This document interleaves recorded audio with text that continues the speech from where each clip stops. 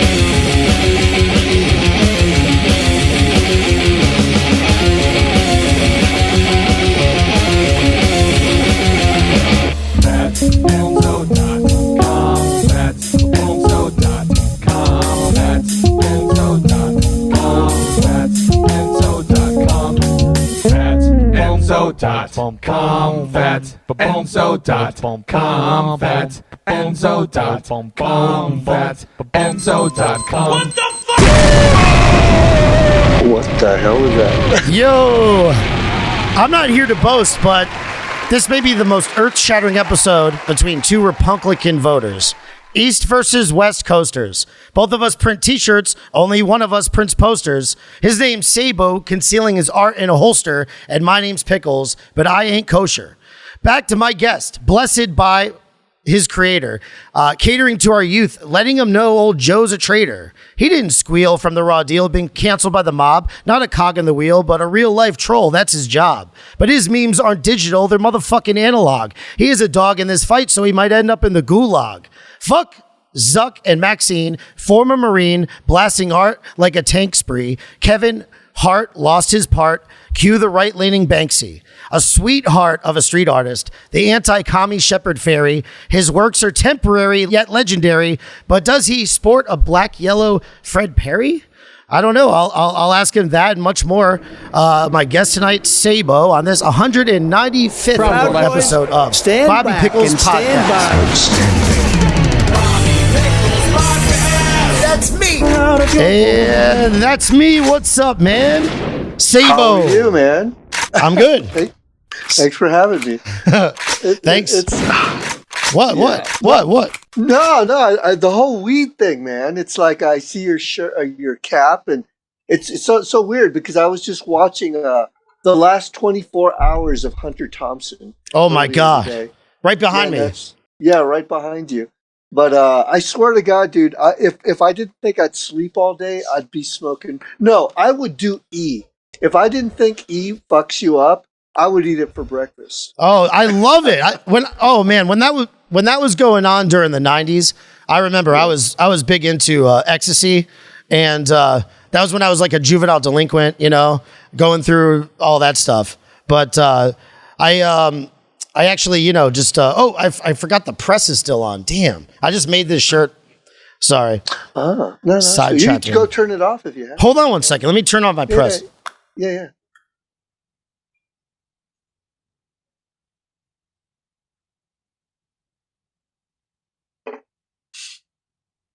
How do you like the work behind me? It's good. It's good. I love freeform stuff. It's like my biggest problem is I'm just so like, it's got to be right and melted perfectly. But it's like I see guys every now and then, like a friend of mine, Neon Negro. He'll just throw shit together on his phone and it looks awesome. Yeah? No, it's good. Yeah. He throws stuff together on his phone? That's what he tells me. I honestly don't believe it, but it's like, because it looks too good.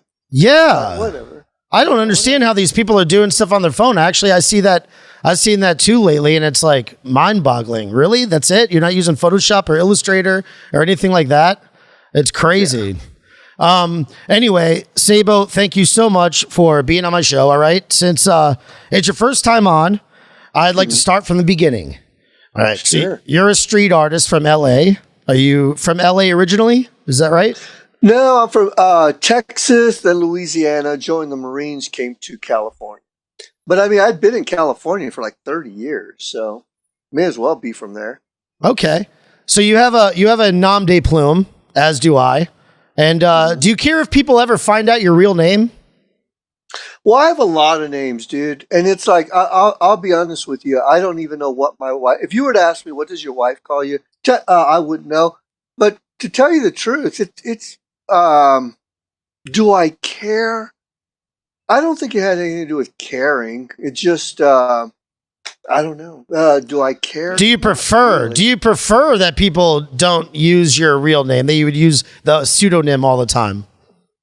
No, I don't, because it's like it's weird. It's kind of like you wake up one day and 90% of the people that you know call you Sabo, and then you're like, after a while, it's kind of like Tyler Durden won, and that other guy's dead, and you fast forward all these years, and everyone's calling you Tyler, Tyler, Tyler, and you're like, wait a minute, that wasn't my name, and it just gets weird, and it's like, and then when you have people, I don't know, from high school or something calling you Sabo, you're like, dude, you know my real name. Why are you calling me that?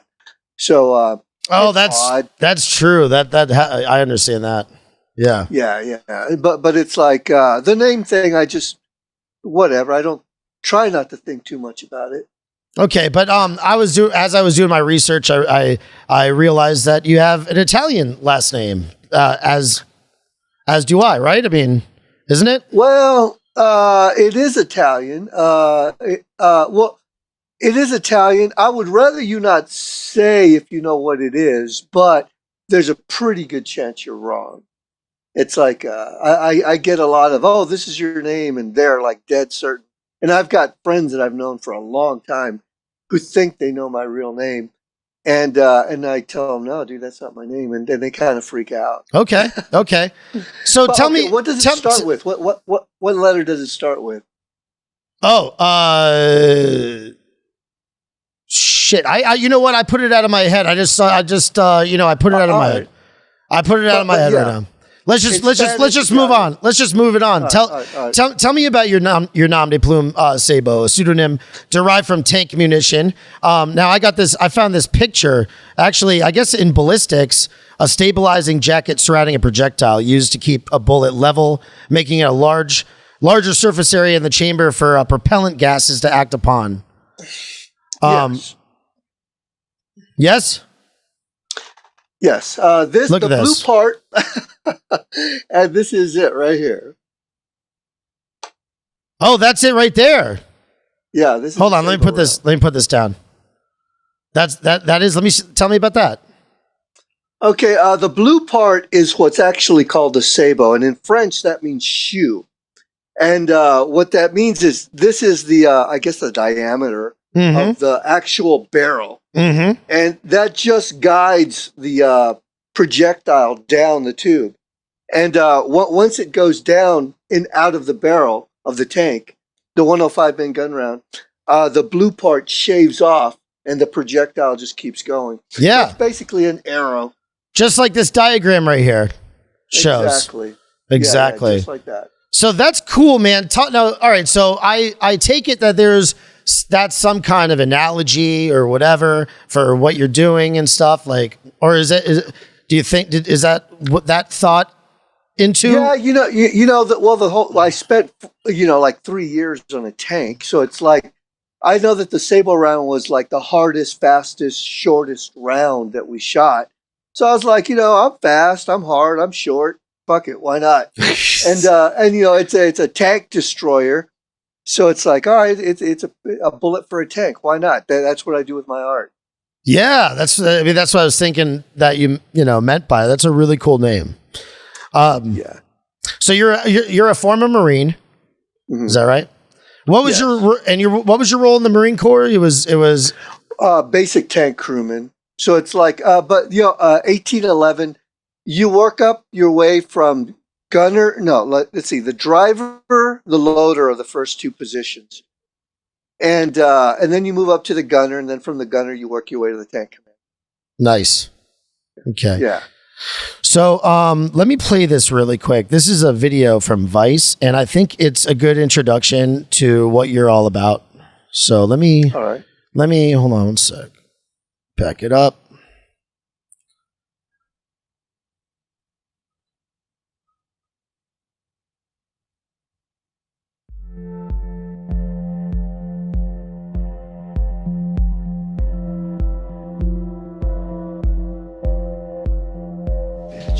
Okay, what am I doing now? I really have to come up with a good concept for what's going on with the Golden Globes. We're in my studio. It's a one-bedroom place in the South Bay. This is where I do my work. This is award season. There's no reason for me to not hit the Oscars and the Grammys and all those other fucking award shows. It's basically just them patting themselves in the back. I would like to think that everyone that's about to attend the Golden Globes is a little uncomfortable right now, because a lot of people in Hollywood did know what the hell was going on. If Meryl Streep, who like embraced him and even called him God, if she didn't know what was going on, then she's a dumb bitch. Back in the 2000 or 1999, I snapped. I turn on my television or my radio and they're telling me I'm a dick because I'm a Republican. I just said, so who are the Republican artists out there? There were none. I said, fuck it, I'm gonna do it myself. I'm not even a conservative. I'm just not a leftist. I consider myself a right-leaning 1960s liberal. At the end of the day, we're really not defacing anything or hurting anything. We're just putting shit up. The whole point is to take photographs, document what we do, and then have it go viral, hopefully.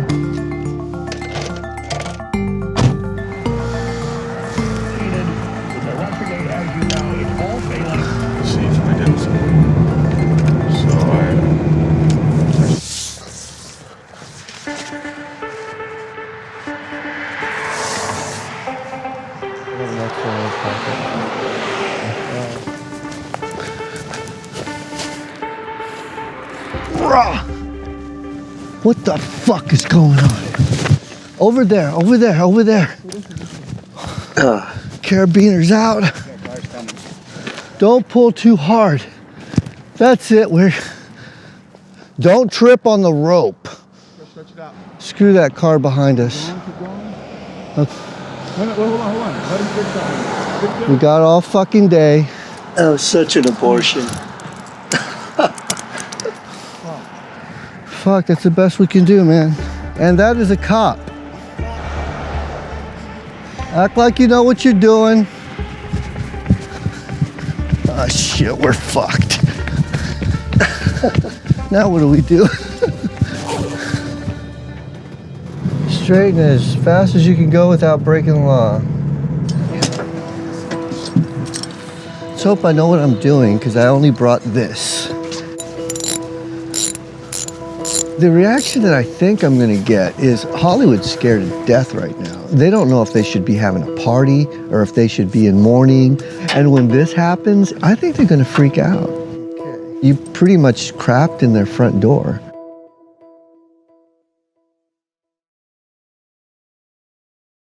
Yeah, such an uncomfortable video. Wow. Why is it uncomfortable? Well, for one, the art sucked. And two, the art was all right, but it kind of sucked. Two, I felt pressured. It's like, oh shit, we got to do something. It's the Golden Globes.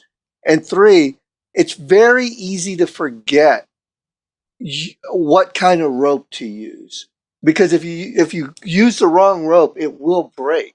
I mean, had I thought about it, I would have used something a little stronger, because when we were pulling it up there, it just totally broke. Today, I would totally use a different method, but, that's that. And, that's the way that is. And then so Vice came out, and then, those guys are Those guys are like total commies. Yeah, well, they tricked me. They're like, it doesn't surprise me. They're like, oh yeah, this young lady's going to come over and interview you, and they described this petite little Italian girl. I'm like, yeah, sure. And then, she can't make it. These other guys will be there, and these two guys show up straight from San Francisco. I'm like, well, great. Now Antifa knows where I live, and but they were cool. Lunchtime came. I said, we went to a vegetarian place, and they looked at me and said, how'd you know we're vegetarians? I said, you're from San Francisco. And they said, wow, cool. Sabo's actually kind of cool. Wow. What a bait and switch though. Yeah. Well, it could have been dangerous. I mean, they don't care. They don't care. I mean, if someone comes and burns down my fucking apartment, they'll fucking cheer. Yeah. Are you concerned with that happening? Right now, no, but it's like, it's a legit concern for anybody. It's like you don't want that to happen. But, and the pathetic thing is an organization like BLM or Antifa or something like that, what they'll do is they'll pick someone that they don't like, and they'll say, go to this guy's house and throw a Molotov cocktail on it or just bang on his door, because they know that guy's going to get shot and killed. And they don't give a fuck. It's like they don't care. So it's just fodder for them. And if it makes it to where I wind up in jail, even better. So I feel bad for the dumbass that knocks on my door, but I don't know.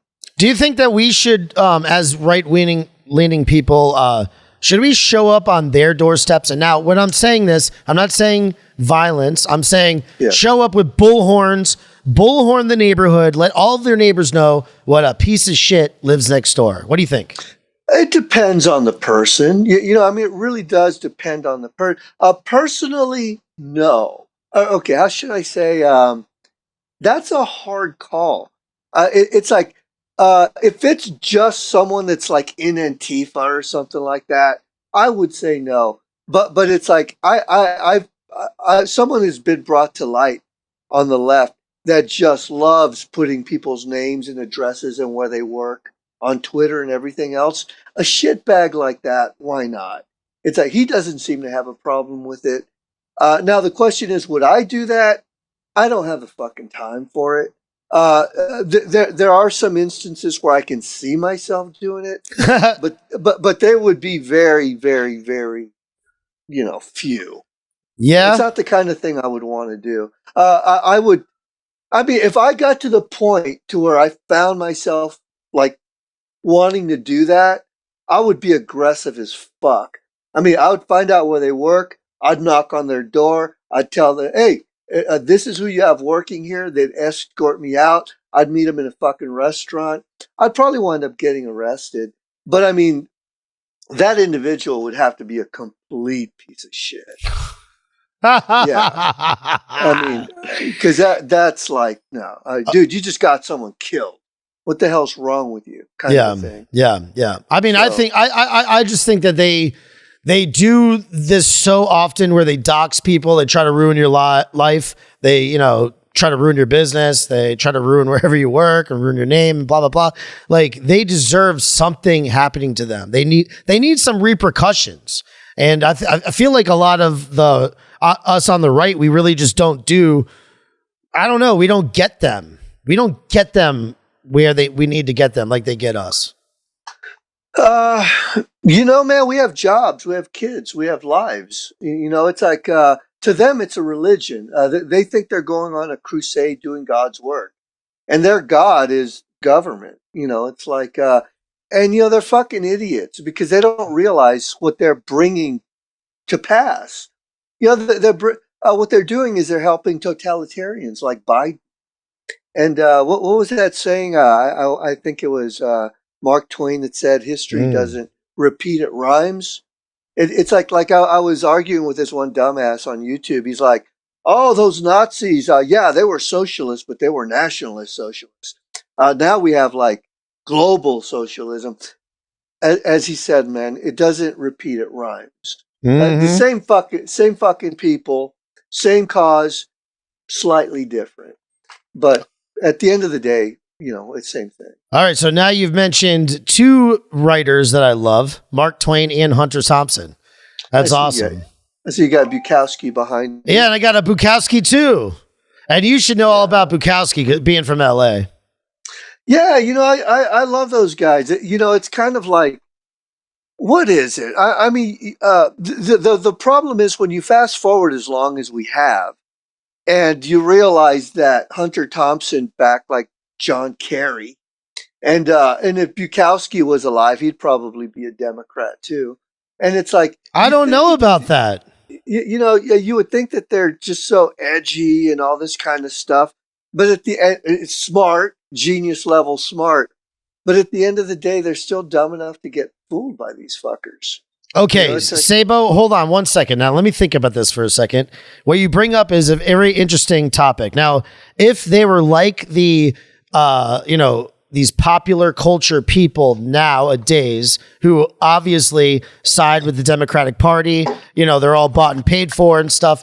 If they were like them, then they would be, I don't know about Hunter S. Thompson because, I used to be a liberal and I totally switched and I was, I was indoctrinated. I lived in New York City. I have a degree in English. I was totally left and I switched around. So I think that under the circumstances with Trump, because he's a populist, I think some of those people, we would have been surprised of their support for Trump, I think. Yeah, well, I think those people, what they do is they would wake up saying, yeah, I'm still a Democrat. I support the Democrats. And then they'll realize what the Democrats have become. And they're nothing like what the Democrats were like back in the 60s. And then they might reevaluate what they're saying. But then their publishers will say, dude, if you want another book published, you might want to shut the hell up. It's kind of like a Joe Rogan situation. And it's like when you're talking that kind of money, people tend to shut the hell up. And that's what it turns into. It turns into John Cena. It turns into fucking all these other people. And after a while, you just have to throw your hands up and, and realize we need new heroes, So Joe Rogan's gone, huh? He's done for. I mean, Joe Rogan's Joe Rogan. He has his niche. He's good at what he does. I appreciate what he does. But it's like, come on, dude. For one, I've never got comedians. Because, I mean, if you ever went to the Comedy Store or something like that, and if you've ever run into a comedian, they're like the most fucking serious people you're ever going to meet. I mean, unless you're part of their tribe and you sit around together like a bunch of little birds in a flock and you're just talking shit about everyone around you, unless you're in that circle, I've been there, you go to the restroom and the comedians are in there talking to each other. It's all talking shop and they're all talking. I'm like, I can't believe these people are funny. So anyways, no, I hear you, but I used to hang out at didn't hang out. I used to go to the Comedy Cellar in New York sometimes. And I know if you go upstairs to the restaurant that you could just hang out with the comedians up there. And go ahead. I've interacted with them and stuff like that. And it's funny. I mean, I actually found myself throwing jokes at them and then them laughing and stuff. And, Oh, that's cool. That's cool. I mean, you listen to people like Bill Burr. Bill Burr's hilarious. And I don't know. It's like Owen Benjamin. I'm supposed to run across, meet Owen Benjamin, but it's like he totally freaked out on me. And unfortunately, my wife was standing next to me when he did it over the phone. I'm like, you know what, man? Fuck you.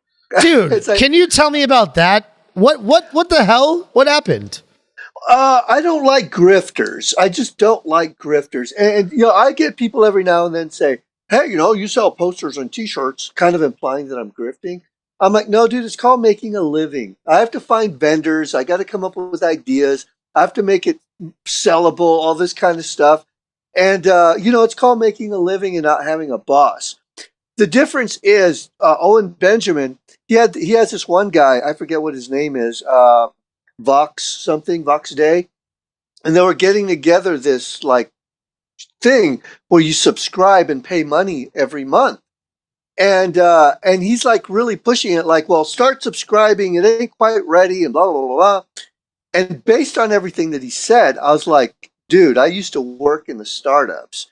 And let me tell you, man, it's a lot of work making something like that work. It takes money, time, and resources, and you ain't got any of that. So it's like before you start asking for X amount of dollars a month, you might want to make sure the thing fucking works. And that's what I was telling, because he was already bringing people in and getting money and everything. And I was like, it's going to wind up biting you in the ass. And he's like, oh, fuck you. You don't know what you're talking about. You're a dumbass. Going on and on and on. I'm like, Godspeed to you, man. From what I understand, you already have 6 houses that you make passive income from. You probably have a lot of money in the bank account. I mean, what the fuck? Do you need to buy another boat? What the hell else do you need? I mean, why can't you just make sure your shit works before you start asking for money? It's like, I mean, how many times... love Milo, he's a fucking trickster, but how many times have you heard, hey man, I'm going to come out with a book, I need funding to do it. They give you the money and the book never comes out. It's like, come on, man. I mean, do you want to become that? And it's like, I don't. Fuck. I'm working on a project right now. I can make a few grand on it, but I'd rather do free shit for Larry Elder. And it's like, I mean, I'm a weirdo like that. I'd rather work on shit that I want to work on, even if it doesn't pay, than a freelance gig. I don't know, but anyways, I'm rambling. I know, but it's so God. I want to ask you all about your life and stuff like that, and then you're going into these things that are interesting, like Larry Elder running for governor in the what is it? Recall race. Recall race. And I mean, but the thing about Larry, if you know anything about Larry, he's really safe. And it's like, hung out with him a little bit. I dig him. He called me a genius and all this kind of shit. He wanted me to work with him, not on the campaign, just in general. And I was like, I told him no, because it's like, dude, I may like you and everything, as far as who you are as a personality, but you'll just wind up editing the shit out of me. It's like every time I present something, you're either going to edit it or just not run with it. And I'm not going to have that. I'm sorry. Same thing with Alex Jones. It's like, dude, if Joe Biggs can't handle you, I can't. I'm not going to be able to fucking handle you. So it's like I told Alex Jones no. And not only that, the whole conservative thing is odd. It's like right now, Freedom Fest is going on. CPAC just went on. And it's like, after a while, it just turns into high school with all these people that have really nice hair and suits. And I'm supposed to play ball in such a way that they accept me. And I'm like, I'm not going to do that. So I'm just going to do what I'm going to do. I'll go to one fewer party. I don't fucking care. Dude, Sabo, you are absolutely right. This is a scene just like the punk rock scene was. And you called it. You said Republican is the new punk rock. So obviously it's a scene just like punk rock was a scene, right? I guess it could be. I don't think it's being done entirely right. I mean, the whole, as I mentioned, Freedom Fest and that's its own scene. There's most definitely a conservative punk rock scene, a Republican right-leaning punk rock scene. And I think that's what punk's always been.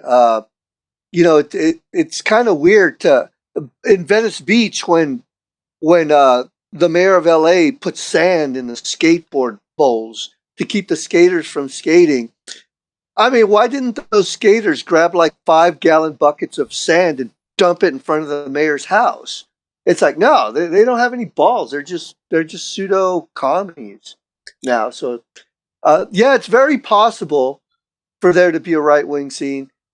But I don't know. A few people are doing it. I guess more people are now. I don't. It is a scene. We're in the scene, and everybody knows of you, Sabo. Now, how do you become a right-leaning, quote unquote, right-leaning 1960s liberal when you hail from or live in for a long time, California? I went there for the weather. A lot. I'm from South Texas. Yes, Texas. That makes sense. Yeah, that makes sense. Hot as fuck.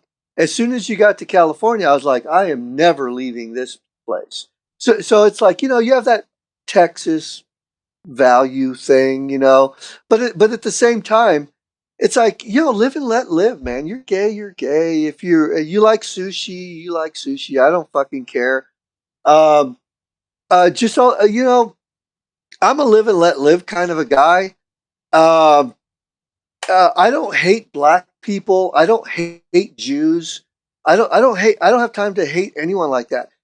So it's like, how do you become? And my definition of what a liberal is completely different than what is a leftist. You know, I think a leftist is like the bastard kids of two generations of people on the left, and they just thin-skinned and raised on the internet. I don't know. Yeah. Speaking of the internet's a little jumpy over at. It looks like you're a little jumpy over there, but hopefully, hopefully it levels out. Yeah. So do you genuinely believe that leftism is a mental disorder? I do, and I think the internet had a lot to do with it. I think social media has a lot to do with it, and that's and it's a normal thing. When you're a kid, you just want to flip your parents off and say, "Fuck it," we're the new kids on the block, and it's just another progression of that. But it's like, they have. I don't know what the fuck they have, dude. I worked in the startups. I saw it happening. And not only that, back in the 80s, I sort of saw that the dumber you were, the cooler you were. And you fast forward 30 years, now you have just complete dumbasses, and it's cool. And it's like, I don't get it. What's so cool about being a dumbass? I don't get it. It's like... and now I don't even believe that they're trying to be dumbasses. You're speaking to a person with "I love weed" embroidered on their hat. Me and my stepfather would drive around at night. And I knew he'd only have $40, and at the end of the night, he would either have a bag of weed or the three kids would have something to eat. And there were plenty of times we went to sleep hungry. And it's like, if you're rolling in cash and you can afford it, knock yourself out, smoke your weed. But it's like, when you got kids to raise and you ain't got the money for the pot, it's like, maybe you should have had the kids, or maybe, I don't know. It's just, I kind of resented that whole thing. Wow. But yeah, when I was in the Marines, I was going to go into communications. I smoked one joint and I told the recruiter about it. He tore up my contract and put me in combat options. So it's like, and he looked at me like, "Dude, you're a stoner." I said, "Dude, I smoked one joint. What are you talking about?" But they didn't give a fuck. Oh my God, that's a crazy story. Really, that's how you ended up in that? That's how I wound up in a tank. Yeah, and did it straighten you? It straighten you out, or what? Oh, dude, I was always a pretty good guy. I was never, I was never a wackadoodle or anything like that. Hell, I started drinking in the Marines, and that was like the first mistake. But people are trying to tell me there's a difference between like one strain of weed and another in Tifa or not Antifa, sativa and indica. And I'm like, dude, I've tried them both. It's like they both put me to sleep. I don't know what you're talking about. So, talk to me about this right here. Look at this. Hold on. All right. Yeah, that one. All right. So Hollywood, right? Hollywood is your main stomping ground, right? Is it really the belly of the beast? Yeah. I believe that New York, I believe that there are a few bellies of the beast, and Hollywood is most certainly one of them. And when you say Hollywood, what are you talking about? Are you talking about the industry? Are you talking about the city? Are you talking about the hills? Well, you're right. I've been out there one time, and then I was in San Francisco one time. That was it. I'm from Florida, so I just thought it was really grimy. Like L.A., downtown L.A. was super grimy, and I know that there's a lot of beautiful places outside of that or whatever and stuff. Yeah, but you have to have an inn. If you know people in Brentwood and the Palisades and places like that. I mean, if you know the underground scene, it can be an interesting place. But if you're just a tourist off a fucking plane, I kind of wonder, why did you come here? But no. I went there for I went there to be on a reality show. That's why. Oh, wow. They flew me out there and stuff. But I just thought it was so grimy and stuff. We went to Silver Lake. That's where they filmed it, and that was okay. Yeah. But anyway, but no. My question was about Hollywood in general, as really about Hollywood when I'm talking about the movies and everything like that. The all these production companies, that whole thing, that cabal of people. It's something you don't know about. It's something most people don't know about. It's the cool, young, good-looking kids with a shit ton of money, and you will do anything to be a part of it. And unfortunately, I think a lot of people do. And I don't want to shit on it. It's like it's weird, man. It's really weird.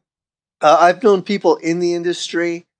And I don't know. I don't know why I never pursued it. I just don't. But it's a world that you and I know very little about. And that's just the way it is. You know, we really, and it's a very powerful world. It's a very rich world. And I probably would have died. I probably would have OD'd or something like that if I was in that world. So it's like, whatever. It is what it is. Mm-hmm. And you're always producing these pieces that call attention to the Hollywood, like this one with Meryl Streep right here. Now, can you tell me a little bit behind? Yes, dude. It really depends on how deep and dark you want to go into my mind. It's like it was the end of the year, and some dude that I know worked with the NSA. I don't even really want to say that. I just want to say it was another crew. And I was closing down my shop. I was like, okay, it's the end of the year. Fucking let's move on, close the shop. And they contacted me. They said, hey, man, we want to hit Meryl Streep. I'm like, yeah, sure, all right. And they showed me what they wanted to do. And it looked really clunky. And I was like, well, let me have a look at the trailer. So I looked at the trailer of the movie. And I saw that they had a sign with JFK on it that says liar.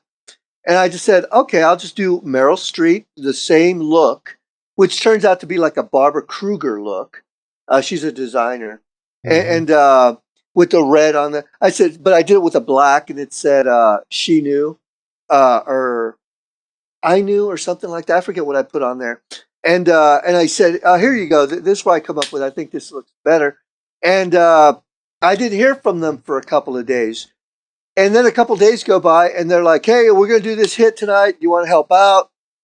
So here I am thinking, all right, good. I'm going to drink beer, hang out with the boys. We're going to put these posters out and that's going to be the fucking end of it. And I have a printer in my house and I said, I'll print them up in my apartment. Oh, we're going to go to Kinko's. I just didn't want to go through the effort of like having to wait for them to get the prints and everything. I said, dude, I'm just going to hit print. I get the posters that we need. All good. They go, yeah, sure. Okay. So I printed the posters out and they cleaned it up. What they did is they changed the picture of Meryl Streep to a different picture. They changed the bar to red. And I think I knew, but they changed it to she knew. So they basically just art directed it. And they art directed it. They cleaned it up a little bit. I swear to God, dude, I spent all of 3.5 minutes designing that thing. And they cleaned up the concept. So I'm like, okay, we're going to grab some beers, hang out with the guys, put up some posters. Well, I was wondering if you could like put the posters out yourself. Cause we're kind of busy or whatever. I'm like, well, that kind of sucks. This is like a job now. It's like, okay, I came up with a concept. I printed the posters. Now you actually want me to get the glue, go out in the street, 3:00 in the morning, put them up, take pictures, all this kind of stuff. It's like, okay, I think they were paying me like $150 or something. And I was like, whatever, dude. So it was me and an assistant of mine. We go out there, we put them up. And then the next morning they went out, they took pictures, and it went viral. And I could it's not that I could give a fuck. It's just the one guy, the head guy, would always tell me that street art's dead. And I wanted to rib him a little bit. I said, hey man, you have articles from France, Russia, all around the world this morning. So do you still think street art's dead? And he says, "Oh, I never said street art's dead." I said, "The fuck you, dude? You say it all the time. What are you talking about?" And I wasn't even going to make an issue of it. And I never said that I did it. I never said that this was my hit. And I wasn't going to say that it was my hit. But he wanted to sell the poster. So I said, "Yeah, sure. We could put the poster on my website, but you need to know if I put that poster on my website, people are going to say, this is Sabo that did this," which it was. It just happened to be their gig. And I was helping them out. And he says, yeah, sure, fine. And he said, "I want to sell posters for $1,000 each," he said. I said, "Well, why don't you just make it for $25 each? And that way people can afford them." I said, "You do the $1,000 poster ones. I'll do the cheap ones," and whatever. He agreed, whatever. And then as soon as I put them on the website, boom, it went viral. Sabo's behind this hit. Blah, blah, blah. And it went global one more time. And they just didn't like the fact that my name was out there as much as it was. And they said, "Okay, cease and desist. You're going to stop selling the posters." And it's like, take it off your website for sale. And I did. And they were all pissed off because now everyone's saying this is Sabo's hit and everything else. And one could argue what my involvement was. I mean, if they went their route, it wouldn't have been that poster. It would have been something else. It may not have gone viral. It may not have, but then again, it may have. But what really pissed me off was I said, "Why didn't you guys go out there and help out with the posters?" He says, "Oh, we have college degrees. We're not going to go out there and get dirty with glue." I'm like, "Man, fuck you." It's like, what? It's beneath you to go out there and put up posters. And so at that point, it just became what it was. And it was what it was, man. It was just weird. It was just fucking weird. And so I'm at the stage in what I do to where I really don't like collaborating with people because it always becomes a problem, or it becomes a problem a lot. It's like, so anyways, that is what that is. I could give you another example of how something got fucked up. The Hollywood stars, the Donald Trump stars. Okay, you did those? I did those. That was awesome, man. Okay, whoa. I had this dirtbag assistant. Uh, I wanted to distance myself from this guy. Really did. We had just gotten back from Portland. I was like 80% certain he was the person that stole my car. And I was like, this guy just gives me the fucking creeps. I'm going to just distance myself. And he calls me up. He says, "Hey, Sabo, I was wondering if you could help me with a hit that I want to do." And I was like, okay. He showed me what it was, and it was a Trump star. And he knows goddamn well I have been selling a poster like that for over 2 years already. For going on close to 2 years, if not more. I wasn't going to make an issue of it. I figured, you know what, man? I said, I'm busy. Not to mention I'm fucking trying to distance myself from this guy. And I really had no idea what his intentions were. And he's got this other guy named Moz or something helping him. And they just banged out a bunch of them and they put them out and boom, it went viral. It went fucking viral. And I think he contacted me and said, "Hey, man, I made Drudge." I told him, congratulations. And then it turns out that like so many people were involved in that. Milo was involved in it. Any number of other people that I knew were kind of involved in it. And then that kind of just pissed me off. And then when you find out they made $250,000 in the first week selling those things, I was like, that's kind of fucked up. It's kind of fucked up. And so you could take both the stories, the Meryl Streep one and the Hollywood one, and compare and contrast. But at the end of the day, I was like, I called up a few people. I said, "Dude, what the fuck? You knew he was my assistant. Why did you use him?"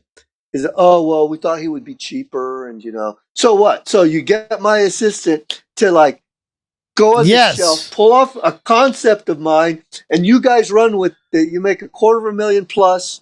And it's like, what? I'm just, you know what? Godspeed, man. Fuck it. I already knew that guy was a dirtbag. Whatever. So, anyways, that on top of any number of things that I've had to deal with assistants, that I'm like, I'll just work on my own. I don't know what to say. Yeah, I hear you. So that's what they call it. They call it hits.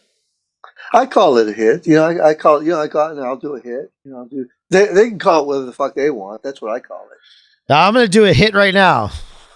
Awesome. I don't know how you operate doing that, man. I'd be like, hey, is there anybody downloading anything on your Wi-Fi or anything like that? Just because it's jerky. Yeah. My wife is probably watching something. That's what's doing it. Yeah, probably. I don't know. Yeah. But is the audio good? Yes. Or is it just the video? Perfect. I guess so long as the audio is That's the most important. That is the most important thing. Let's see. Right now we are in Safari. I'm going to close Firefox. So I don't know if that has anything to do with it. But so you never really had like super you weren't like you didn't really feel like super passionate about hating Meryl Streep, because I felt like you were really trying to put forth, that whole thing, like, it's so reprehensible about what was going on. Meryl's a dirtbag, but Hollywood's filled with fucking dirtbags. I mean, how can I hate Meryl any more than I hate anyone else? I mean, Meryl Streep. She's had her ass kissed forever, and that's that. Who's the worst, most reprehensible Hollywood celebrity alive today? I'm not a big fan of John Cusack. Alec Baldwin, kind of like, John Cusack? John Cusack's a douche? Are you asking, like, do I know personally is a douche? It's like, I don't know John Cusack personally, but I've run across Alec Baldwin a number of times, and that guy just oozes douche. And, but I mean, Sean Penn, it's like a number of people. It's like that South Park character. You got all these monkeys, right? These monkeys are in a cage, but then you hand this one monkey a fuck ton of money. So now he's running around with a fuck ton of money, fucking all the other monkeys. And it's like, you give a monkey power, fame, and money, they just turn in a shitbag. It doesn't matter. And that's what you have in Hollywood. It's like, and they'll do anything that they have to maintain that status. All right, so you're a real life troll. So your memes are not digital; they're analog. Talk to me about crapping in their front door in regards to your art installations throughout Hollywood. Yeah. Well, I literally crapped on. Not literally crap, but I mean, I put up art in front of what the fuck is her name? Reese Witherspoon's door, literally her door, and they came running after me, taking pictures of me and shit. And but no, it's good. I mean, I don't live in LA at the moment, and all I can tell you is it's really hard to do work. This far away. Did you leave? Did you leave because of COVID? No, I left because I lived in a little shithole for way too long, and we had meth heads squatting upstairs, and it was just, the police weren't doing their jobs anymore. And other than is this the apartment? The apartment cum studio? The apartment cum studio? I don't know. You said something about that. I could tell my wife to shut some stuff down if you want. Okay. It may help. Yeah. Let's see. Okay, 1 second. Proud of your boy.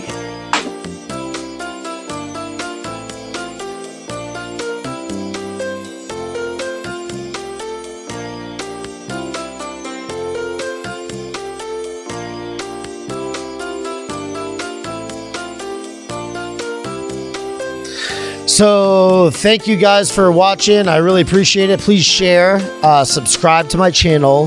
Like I always say, there is a 20-year-old loser in the back room of Google, and he's, deciding who wins or loses in life because he learned how to code while living in his mommy's basement. Please do me a favor and get this out there. All right, there's a thunderstorm out there. It may have something to do with it. It's not. I think it looks cleaner now. Yeah. Anyway, we'll see. It's all good. So you were talking about this place. Yeah. Living in a shithole, right? Yeah, dude, if I was Blade running by myself, it would have been all right. But I'm married, and my wife refused to put any money into an apartment that we don't own. So it's like, sweetheart, come on, we got a good deal here. The rent is really cheap. And, but as soon as a bunch of gay meth heads were squatting upstairs, I probably would have wound up shooting one of them. And it's like, I would have wound up in jail. And I was like, I think this is God just telling you it's time to leave this fucking place. And I don't miss LA. LA is a much different place than when I loved it. And, but, I could see myself moving to Orange County, or who the fuck knows, man? I mean, if I wind up with a ton of cash anytime soon, I might actually move to a nicer part of LA. But right now I'm just focusing on a book, a documentary, and getting better at art. And so, I could do that anywhere. Yeah. And I think that's why a lot of people are realizing, I mean, I'm here in Florida, and Florida sucks for a long time. And Florida sucked for a long time. And now all of a sudden it's like cool. It's like the cool place to go because we have like a lot of property out here that still isn't, still doesn't have houses on it or anything like that. So it's pretty awesome. Yeah. But you're used to that life, that life of living in studio or whatever, a small apartment. I lived in New York City. I understand that. I lived in Brooklyn, Staten Island, Jersey City. I lived in little shithole apartments. So I know exactly what you're talking about. But I had a run of the whole building, dude. I had the whole parking area. I had a run of it. So I had it good. But it's like at the end of the day, you just have to move on to something else. Yeah. All right. So talk to me about being a U.S. Marine. How has that experience shaped you as an artist? It didn't. It didn't? The Marines are. I've always been a hard worker, dude. I've always been a hard charger, a hard worker. First in, last out. I love work. I hope I die in a studio. If I make it to my 80s. I just want to plop down in front of my computer and die. So I always had that discipline. And believe me, the Marines are nothing what you think. A person that wasn't in the Marines has a certain idea of what the Marines are. Trust me, there's a lot of people that shouldn't be in the Marines that are in the Marines. And I did my 4 fucking years and I got the hell out. I don't talk to anybody that I was in the Corps with. And I look at the Marines as when I was in college. I spent my time in college and I left. I don't talk to anyone from college, and that's that. It's very weird if you think about it, because I like keeping in touch with friends, but I didn't make any real friends in the Marines. I made one. I made one, but they were really close with the whole jackass type people, Jeff Tremaine and all these other people, Trans World Skate, Trans World Snow, and all this kind of stuff, skateboarding, rock and roll. And I was always the dude that just wanted to drink by himself in the back of the bar and leave me the fuck alone. And all my friends were like, fuck yeah, rock and roll, punk rock. And I was like, I just don't have the energy to work on my hair that much. I don't have the energy to buy clothes like that, and I don't want to leave me alone. And that's who I was. And not only that, I was like, do you have any idea what's going to happen? Because they showed me the video of Johnny Knoxville going, to Jeff Tremaine. Hey, I'm Johnny Knoxville. I want to be a part of your posse. And he shoots himself in the chest. And they're, oh, that's the coolest thing I ever saw. I'm looking at these guys. I'm like, do you have any idea what that's going to do to the kids in this country? Oh, fuck you, dude. You're not cool. This is cool. And of course, Jackass takes off and everything. And you fast forward all these many years, what do you have? A bunch of jackass kids. It's like, and these very same guys are like, we're going to do all our punk rock shit and we're going to send everything to China. They're going to make all our shit in China. I'm like, do you have any idea what's going to happen when everyone moves their manufacturing to fucking China? What do you know? Fucking, you're not a businessman. We're successful business people. You're a fucking loser. Whatever, dude. Fast forward all these many fucking years. China has all the fucking distribution, manufacturing. What the hell do we have? It's like, you're right. You're right. See, that's who I've always been. It's like these people are like, oh, I'm flipping houses. I'm making tons of cash flipping houses. Do you have any idea what the fuck is going to happen to the housing market when everybody does that? Boom. Fast forward all these years, the housing market's complete shit. Yes. But you have a shit ton of fucking morons out there with pockets full of cash going, I'm the winner, you're the loser. But you know what? We don't have a fucking country anymore. Your kids suck. Everyone's fat, dumb.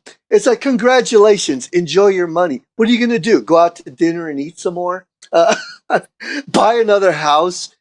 So anyways, that's just the curmudgeon that I've always been.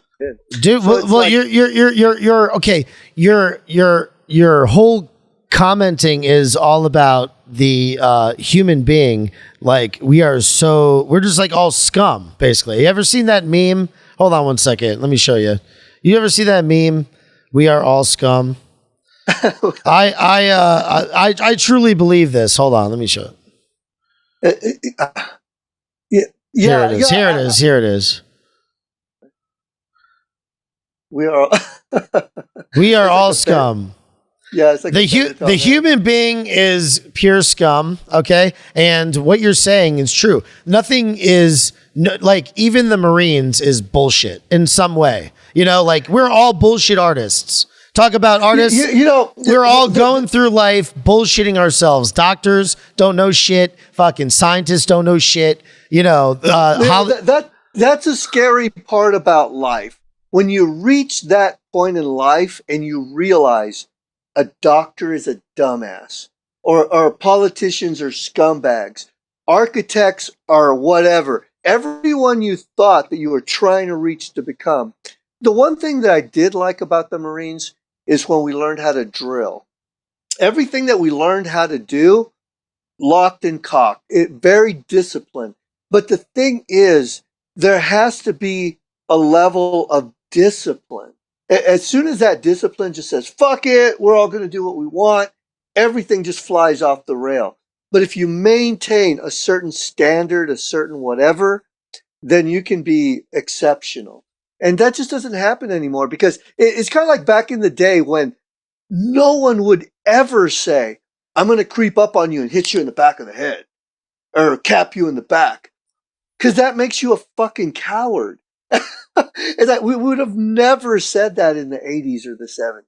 Now it's like, fuck yeah, dude. Me and we're going to roll up on you 10 deep and beat the hell out of you. And somehow you get away with saying something like that without someone saying, you're a pussy. So anyways, standards have declined. Yes, they have. Yes, they have. So talk to me about, if we could, graphic design. You mentioned before Barbara Kruger. Yeah. I do a little bit of graphic design work here at the shop, the sweatshop. Are you aware that Stalin created Photoshop? Get out of here. Neoconstructivism, right? Isn't that what that is? Is that when he was like editing people out of his photographs? Yes, he was. Yeah. Oh yeah. Yeah. I'm sure that took a lot of work. And yeah. fuck, I don't know. He created Photoshop, man. That's what that's what my Photoshop 1 teacher taught me on the first day of class. He said, did you guys all know that Stalin created Photoshop? And we're like, okay. And he proceeded to tell us all about that, how he would cut them out with X-Acto knives and things like that. Yeah, I understand what his point was, but what's the point in arguing with that guy? And you know that's a whole conversation. Because he's a fucking idiot too, right? He's a teacher. He doesn't know what the fuck's going on, right? He's a teacher. No, if he knew what the fuck was going on, he wouldn't be teaching. I mean, as far as graphic design goes, I don't even keep up with what's hot. I just know that there's a lot of really good stuff out there, and I just don't keep up. And that's what I'm trying to do now. It's like I'm just trying to relook at the programs, relearn the programs, learn how to draw with a pencil, and things like that. And everyone's like, "Where's Sabo? Why hasn't Sabo done anything lately?" It's like, dude, why do I have to do something every other month? Why every month? It's like I got shit to do, and Sabo must have been compromised or bribed. He hasn't taken on Soros, or he didn't help out with the last election. I'm like, well, you have any idea how much it costs to do a billboard? You know, do you have any idea how much it costs to do a hit? It's like, sorry, dude, why don't you go do it? Why don't you go do it? And I said, don't get me wrong. I can't wait to get back out there. Can't wait to be doing other things. But it's like one thing at a time.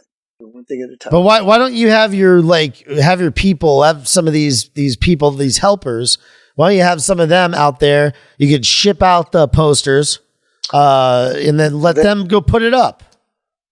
Well, for one, I'd have to pay them a few $100, and I'm not saying there are people out there. You have no idea. I don't know. You can fuck up something. Oh, really? The photography sucks. The location sucks.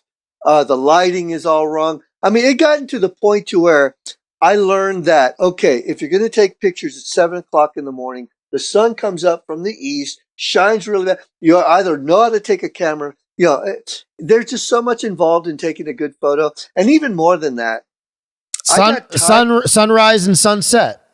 Yeah, I got tired of dealing with the press, man. It's like you deal with the Breitbart people, the Blaze people, the Daily Wire people, and you're trafficking your photographs to people.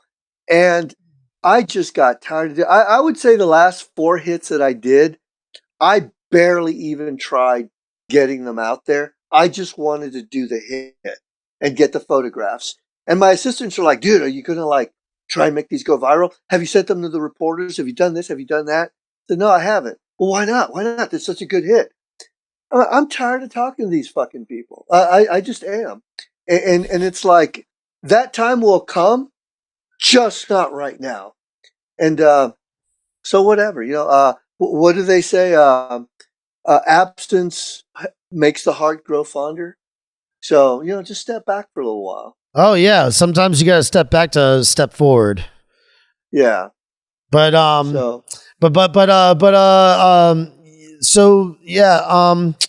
what are your thoughts on Shepard Fairey, Banksy, being compared to them and stuff?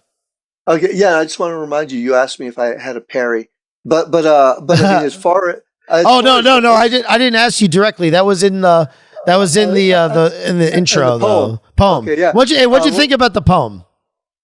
Oh, it's good. I remember. Oh shit. Okay. He's reading a poem. I was wondering what you were saying, but it was like, no, it was good. It was good. I mean, as far as Shepard, Banksy, they're rich. They're the kind of people that run around.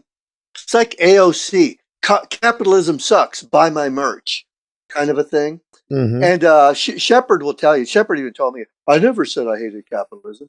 And no, it just kind of smacks like that way, And what's even worse is you made millions of dollars basically kicking the rungs out of the ladder.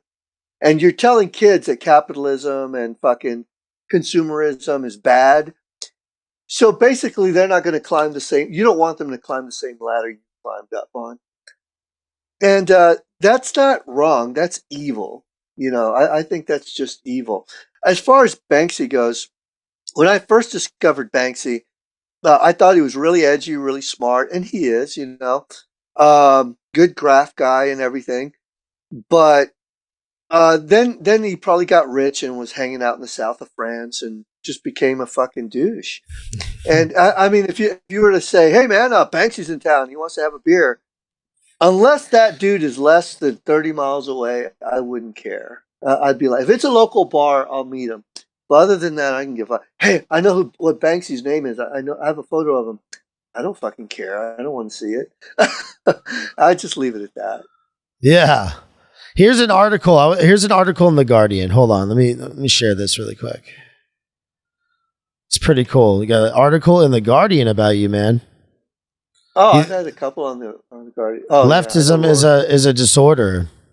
Is this Yes. the right wing Banksy? Yeah. No, that was. I remember Rory. I knew he had to throw a dig in there, and he said, "Hey man, I'm sorry. As a Guardian, I had to do that." But it's like I don't like being compared to Banksy because one, I knew of Shepard way sooner than I knew about Shepard Fairey, or I knew about Shepard Fairey way sooner than I knew about Banksy. And to which some people say, so that makes you the right wing Shepard Fairey. I said, no, dude, it just makes me me. It's like people are like, why do you talk so much about yourself and your art? Banksy doesn't do that. Why do you do this? Banksy doesn't do that. On and on. I said, dude, if I did everything that you said I should do, then you'd be saying I'm trying to be just like Banksy. It's right there. The fan of logic and reason. That was the dig, wasn't it? No, that wasn't the dig. I forget what it is, but he did throw a dig at me, and I forget what it was. It's such a long time ago, but whatever. It says, I think leftism is a mental disorder. Sabo 49 said in an interview at his home, I truly believe I'm fighting the good fight. The fight is proving lucrative. After a decade of inflammatory guerrilla art, which yielded little money or recognition, Sabo is on a roll plastering images of Donald Trump and most recently Milo Yiannopoulos across LA. Does it really take a decade to become an overnight success, Sabo? I think it does. I think it does. It's like there are any number of people out there that will tell you, "Oh, if it wasn't for me, Sabo would blah blah blah." I said, "Dude, you have no idea how many times I rolled out of bed. How many years? This is going to be the year. This is going to be the year. This is going to be the year." And it's like it took forever, and you finally learn how to do so. And that's what really pissed me off because you get these assistants. They're like, "Why not me? Why not me?" It's like, dude, for one, you're my fucking assistant. Two, you've only been working for me for like a year. Like, where the fuck's your art? Is that okay? You want to be famous? I'll help you be famous. But how about learning how to do art? How about learning how to come up with a good concept? How about any of that shit? So it's like, and then these other crews came in wanting to do right wing street art, but they wouldn't do it unless they're getting paid. We're talking like tens of thousands of dollars. Oh, well, if you want to do anything here in Miami, South Florida area, yo, I got you. I might. I got Armando down there. I'd love to visit Armando. It seems everyone's moving down to Florida. Fleckus? I hear Fleckus is down there. Really? Yeah. He's got a place with a couple guys, and they're all like rooming together or something. But Fleckus talks. Fleckus talks. So look at this. Let me check. Boom. Wait, hold on. No, that's not it. Wait. Oh, it's this one. Boom. Oh. Yeah. Jesus. That one was awesome. That one only took like 14 minutes to put up. If Dude. that. Look at that. I mean, look at that. Let me tell you, man. I was down filming and using the drones when that went up. All I can tell you is when that face slid on there the way that it did, it lit up my heart in such a way I couldn't believe how good it was. And it looks down on a place called Roscoe's Chicken and Waffles. Oh my God, it does? Yeah. So it's like all these black people were having to look at it while they were eating their fried chicken. And here, watch this. Let me put this on.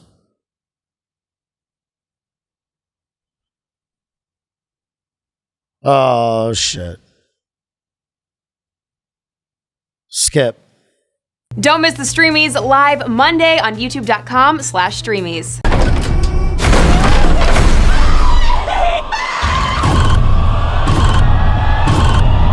As the new Halloween movie creeps into theaters this weekend, a billboard advertising the film has been hijacked.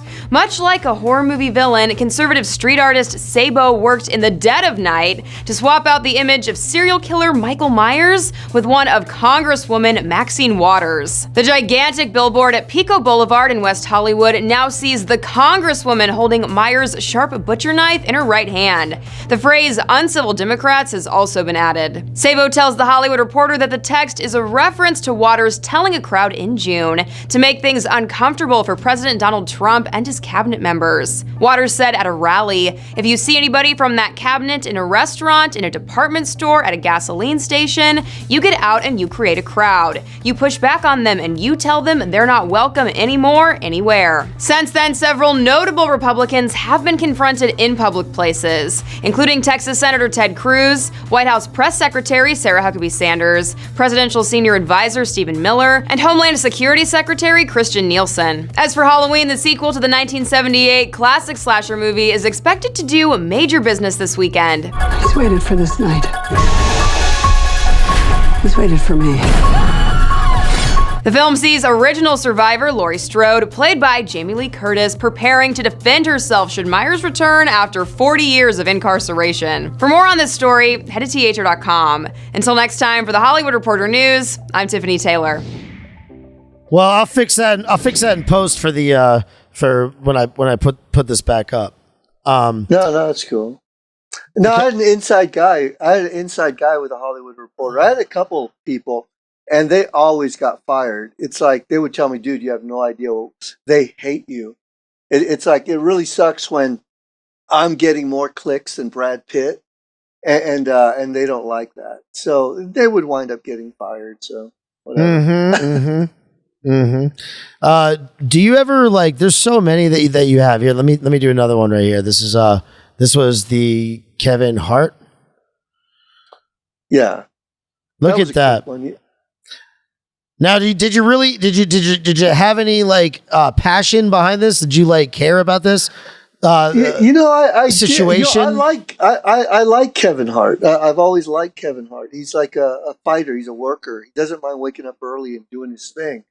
It was just a level of cancel culture that just watching them eat their own. It was just sad that it would happen to someone like Kevin Hart. So yeah. I mean, whatever, it was what it was. But I will tell you that at that point, I was a little tired of doing this. It wasn't that I was tired of doing street art. I was just going through the motions, because I want to put out art because I want to put out art. I don't want to put out art because I'm trying to follow a news cycle. And I want to do a mixture of the two. But at the time, I was just constantly just trying to keep up with the news cycle. And that shit just gets kind of old. And you have a little piece on that, too. There's a news clip. Oh, man, I hope it doesn't... Well, it's still unclear who will host the Oscars this year, but one street artist is showing Kevin Hart some love. 20 posters appeared around Hollywood yesterday. Street artist Sabo is reportedly responsible. Hart was announced as this year's Oscar host December 4th, but 2 days later stepped down following a backlash over past homophobic tweets and issues with his apology. So far, no replacement has been named.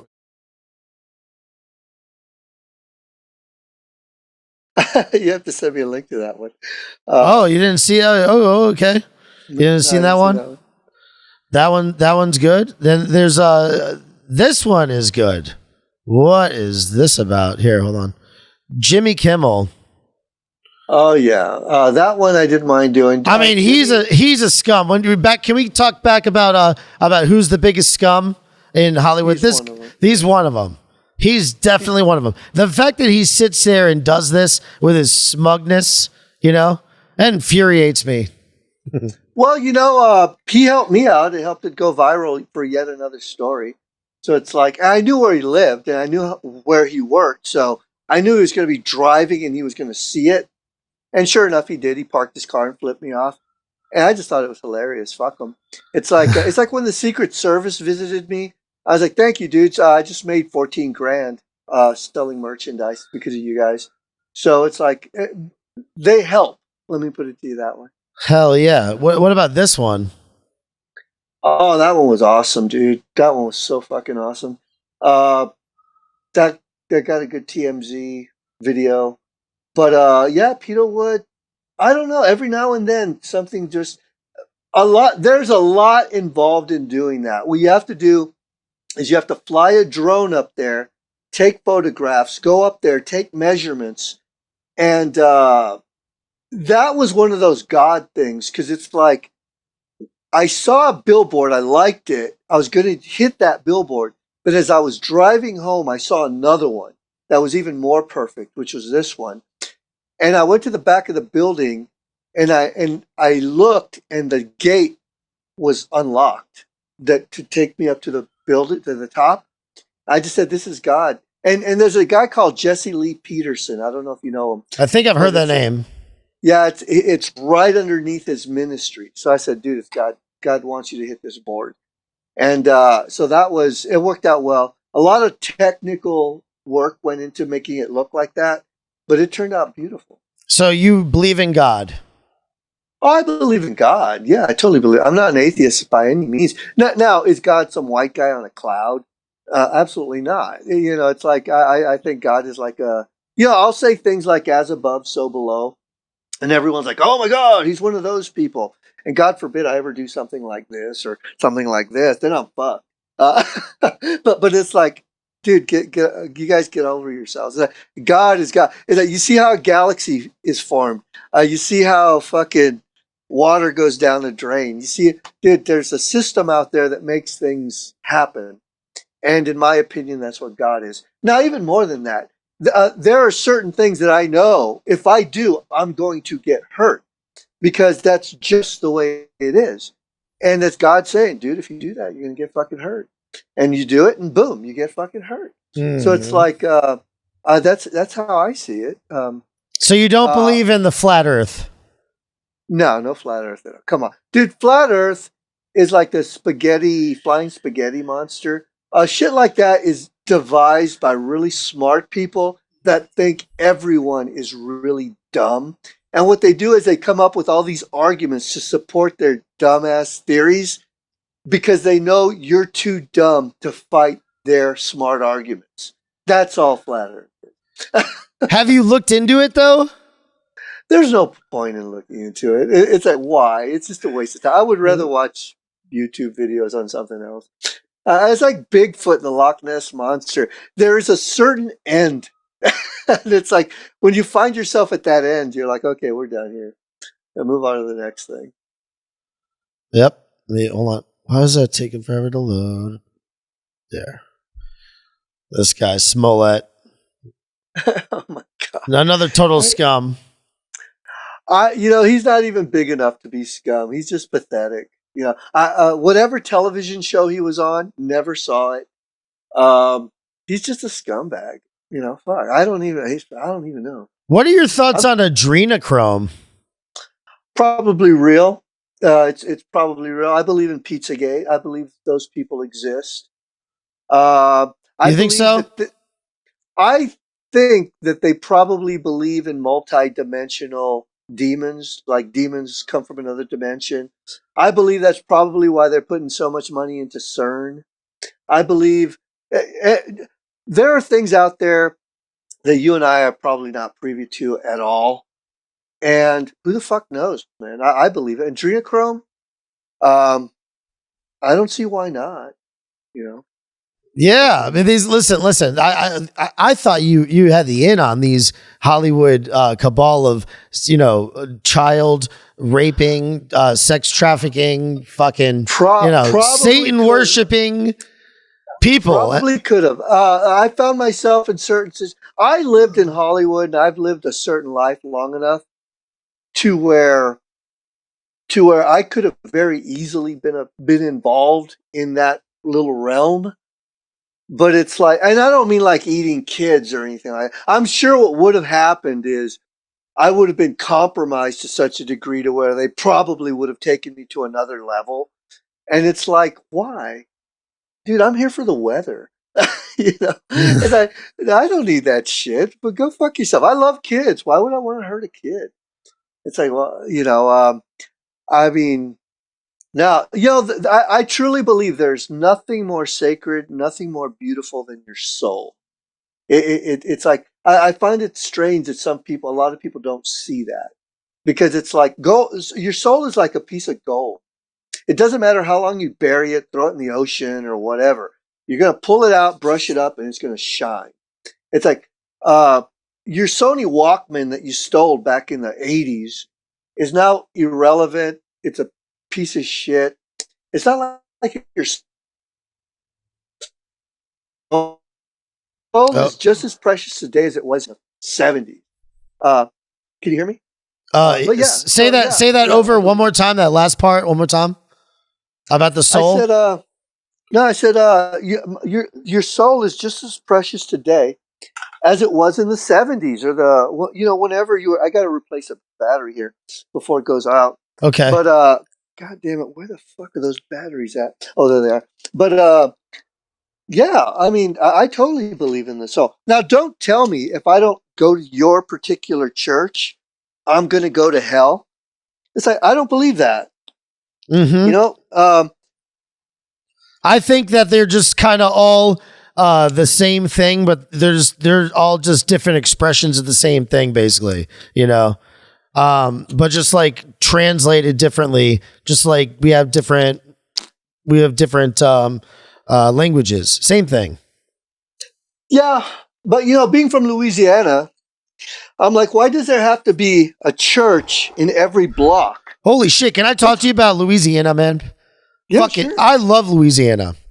I love Louisiana. Now, Louisiana is like my favorite place, and the reason why I love it so much, one reason is because of Huey Long, because I learned about him when I was in college. I took a speech writing class, and we were studying all these orators, and Huey Long was one of them that we studied, and the Kingfish. He's fucking awesome, honestly. That guy was so awesome. He took over that whole state. And why is it that I admire that so much? I mean, he was basically the Democrat version of what Trump is. He was a populist, just like Trump. Yeah. I remember I used to get jacked up listening to, I think Sean Penn probably played him in a movie once. Never saw it. Neither have I. I saw the trailer. I saw some clips and stuff like that. But people like that with that kind of passion and honesty are very mesmerizing. And Hitler had it. Long had it. It's kind of like there is nothing more brutal and beautiful than just brass knuckle honesty. And just saying it like you mean it and fucking owning it. The whole thing about the right and the whole little cabal on the right is a friend of mine that used to work with Spielberg. She said, I never got stabbed in the back until I left Hollywood and started having to deal with people on the right. And it was like, and I totally understood what you meant. And it's like, I don't know. It's, and there's a lot of things that I would love to say that I would either rather not say, or because it's like all I'm doing is just making my life harder. So it's like, whatever. Well, listen, there's assholes on both sides. I've seen the hypocrisy of the right as well. I can tell you straight up, I was like totally against masks, and I thought that it was totally dumb, and I hated people that wore masks. I thought that COVID was fake, basically. And then I had some people close to me passed away or went to hospital and stuff like that, and it was like total reality check. And one thing that Republicans always say whenever you say somebody who died of COVID, their immediate response is, okay, what was the comorbidity, or how old were they, or something like that. They have these stock things that they say, but they don't realize somebody died. You fucking retard. They weren't dead, and now they are. You know what I'm saying? Yeah, no. You know, my aunt died of COVID, and it's like if you saw my aunt, she could have died of anything. She was so morbidly obese. It was just a shock that she. Mine wasn't the same situation though. Well, you know, it could be any of a number of things, and it's like I don't know how to tell people this, but at one, I don't know how old they were. I don't know if they had any pre-existing conditions. I don't know any of that. But fact of the matter is, some people die of the flu. You know, some people die of pneumonia. Yeah, but I'm saying, why do people immediately say that on the right? They immediately go to that. Because the left, and I don't want to say the left. I just want to say that right now, COVID, that is like a totalitarian's wet dream. They found a way to really grasp and hold on to power. Now, how do you do that? What you do is you make sure you have first off, you scare the shit out of everybody. And secondly, it really does help if you have a really big death count. So if a person has pneumonia and they die and they happen to have the symptoms of COVID, fuck it, let's put on the death certificate they died of COVID. Boom, one more to the fucking chart. Now, that helps scare people even more. I mean, it's like, is there COVID? Yes. It's out there. Can it kill people? Yes. Newsflash, man. People fucking die. And what is it? It's kind of like, I have friends that are nurses. And they're like, dude, you have no idea. They wheel these people in there and they're not going to fucking live. And they hate you because their relatives died. Like they think that they're, like when my mother died, my brother's like, we're going to take her to the hospital and she's going to get better. I'm looking at him like, dude, there is no getting better. There's no better. She's just going to live a little bit longer and she's going to die. You're prolonging the death. There is no better. And it's like, some people just don't get that. One, people die. If a mosquito bites you and you scratch it the wrong fucking way, you can get MRSA and that shit could go in your spine and you could die of a mosquito bite. It's like, Sabo, would you say you're black-pilled? No, I'm black. Okay. You're this Mayan dude. You're standing on top of a fucking pyramid and you're looking at all these fucking savages down there that are dumb as fucking cows, but you gotta keep them in order. And you happen to have a bunch of guys up there that, for whatever reason, spend all their time looking at the stars. And they realize at some point at 3 o'clock in the afternoon, the moon is going to go in front of the sun. So what you do is you tell all these dumbasses, you better give me a cow and you better fucking give me power or I'm going to make the sun go away. 3 o'clock rolls around, the sun, and he does it theatrically, a big theatrical program. Boom. Sun gets hidden. Everyone goes, oh my God. Oh, bring it back. And he goes, come back. And boom, the moon moves out of the way. And everyone's like, dude, you're my nigger. You're my dude. Here's my cow. Fuck my wife. You're the guy in charge. You're a bunch of dumbasses. Thank you for the fucking power. That, my friend, is COVID. I'm sorry your relative fucking died. They died for certain reasons. Don't be a dumb cow. Because these assholes are making it to where you can't fly to Australia. I can't visit my wife's parents, wherever the fuck they're at, because that country's locked down. Canada's locked down. They shut down fucking businesses. Alcoholics couldn't go to AA meetings. Narcotics Anonymous, they couldn't go to their fucking meetings. Suicides, depression, bankruptcies, all this shit. I'm sorry your fucking relative died. Let me tell you, it ain't over. It ain't fucking over. These people have tasted the fucking power, and they're going to do everything that they can to hold on to it. And if that means they're going to wheelchair a bunch of COVID people with the Delta variant into more old folks' homes to where the numbers increase of death, they're going to do that too. Listen, there's that passion. That passion. Now listen, what have you done for for COVID? Have you done any projects for that? I may have. I don't know. If I have, I don't remember. It's like so you don't really have a response on this yet. But you are very passionate about it. No. Do I have a response? I don't know. I did a Fauci one. I'm sure I did a couple of things. I just can't remember off the top of my head. I'm very passionate about it because it's like the guy on the pyramid. Dude, totalitarians, fucking dictators, evil motherfuckers will do whatever they can to gain and maintain control. That's what this is about. And you know, and what did they do? Like Huey Long. They let go a bunch of people, violent people from Rikers Island. Right about the time everyone decided to go on rampages, burning shit down, and BLM and everything.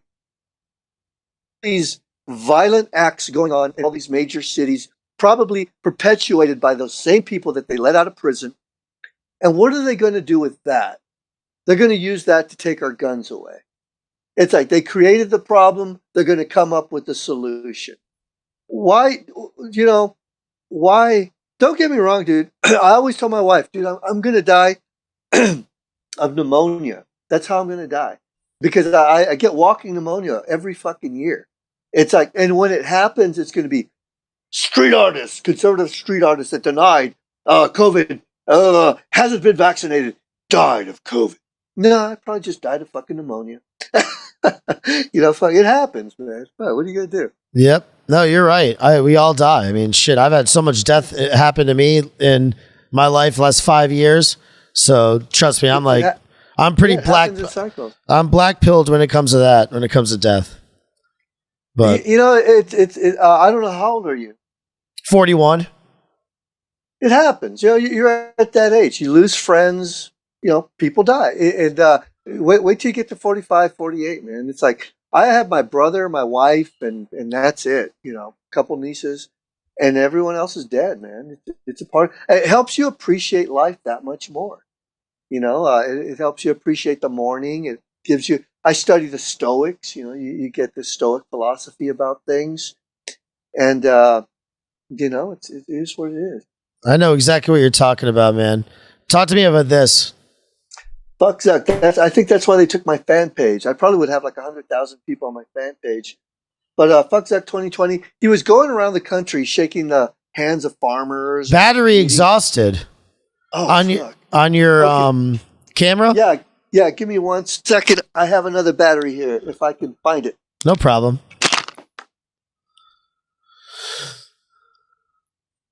So this show is not riddled. It's got some tech difficulties. I'm going to clean up some stuff, though. And repost. Come on, baby. Turn back on. 1 second. Get on. Where we at? Oh, dude, I think we're fucked.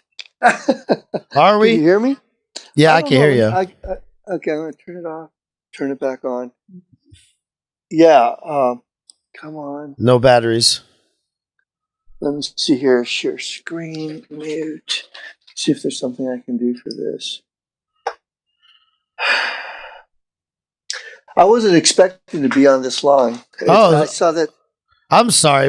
We can wind it down, I guess. There's just so much that I like talking to you about, you know? God. I appreciate that. It's like, I don't understand why it's not doing it. Let me shut it down one more time. Back on. Come on, buddy. Is there some way we can jump out of the chat and then come back in. How do you do that? Close it out and then just go back in with the same link. Okay, I'm gonna. And then maybe it will ask you. You know. So do I hang up? Yeah, I guess so. Yeah. Oh, hang up and come back in. I hope everything is good. Let's see.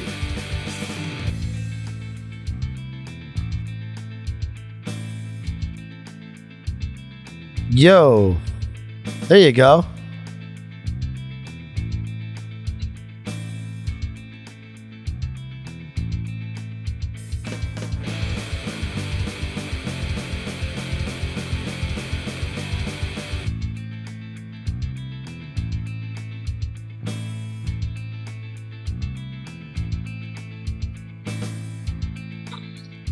So now your microphone, I can't hear you.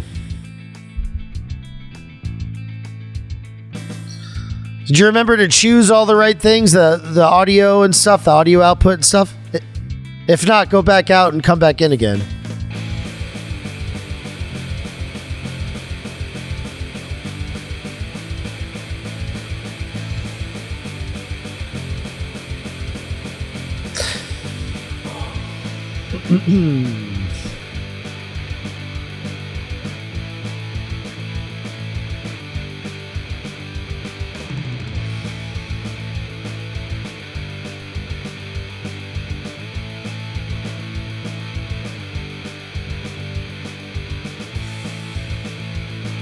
Hello, hello. Testing. 1, 2, 3.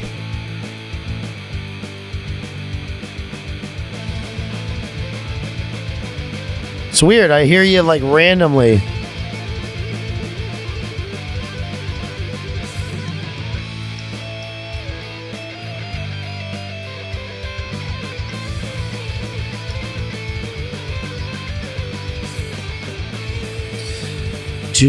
I hope.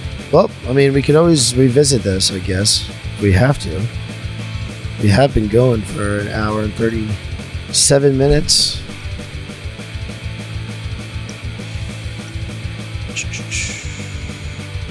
Try it again.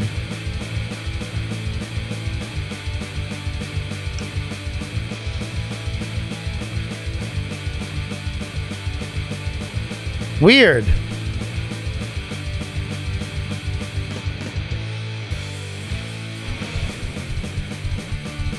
Internet. Is it the internet?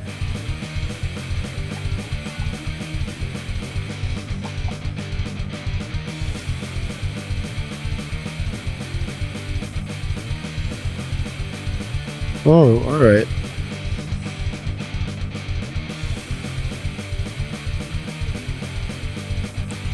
Let me text him.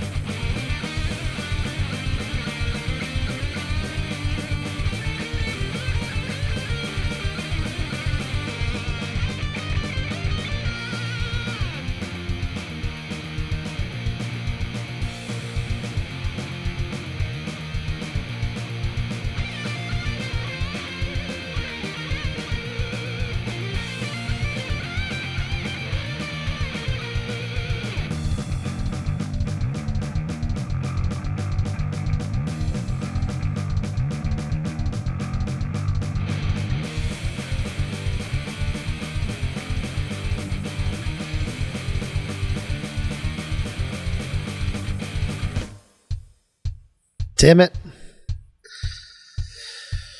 Oh, man. It's too bad, man. Too bad. I really hope that Sabo can get his thing together here.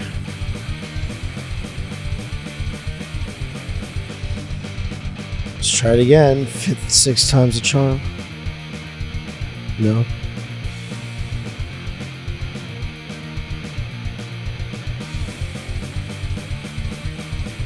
I don't know, Sabo. Can you hear me? You can hear me, but I can't hear you. You're not really coming through now.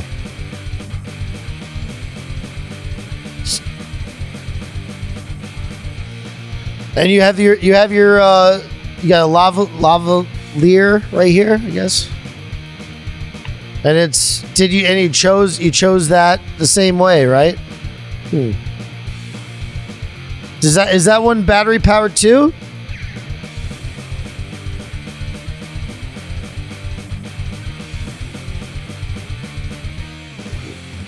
Well, I guess we could just do sign language. Let's do I don't know sign language though, so can't really do that. Damn it. God, I wanted to ask you so much stuff, but I guess we could maybe do a part 2 to this. We could always do a part 2. Hello?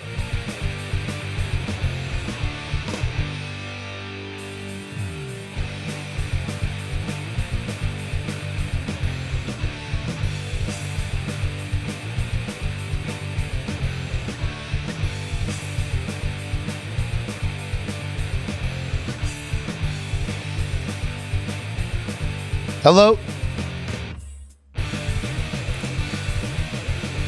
How about you put everything, charge everything up, and we can always do a part 2 to this. You know? That's what we'll have to do.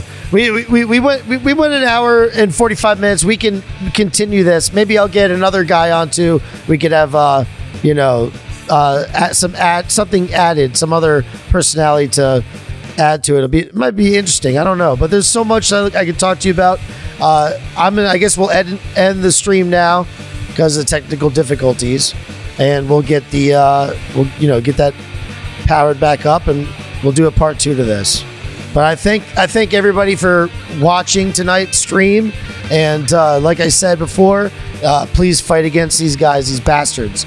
Everybody, you could do what Sabo does, but you could also do your part by sharing, liking, stuff like this, content like this. All right? Damn it! I wish we could have done this and had a little bit better, turnout, but.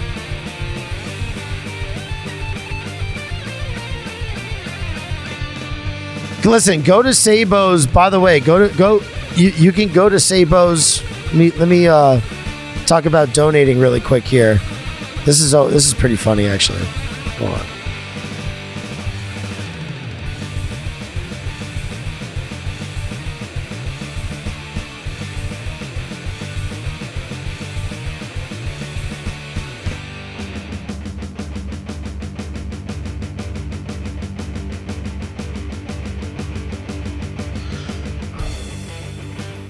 Where is it? Go to unsavory agents.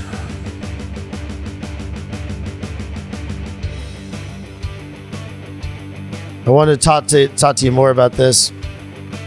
Unsavory Agents is his website. You can go here, and you could also, support. Show your support. So that Sabo can continue doing this shit. Anyway. Alright. Where's your fucking ball? Alright, we'll try to jump on here and do a part 2. We'll see you later, alright, Sabo? I'll talk to you. Here we go. Motherfucker, you. He always says, that's me. With that look on his face, he'll talk about anything. Outstanding. Tattoos, t-shirts, politics, history, and hot sauce on everything. Bobby Pickles. Pop culture, documentaries, conspiracy theories, sarcasm, and fear.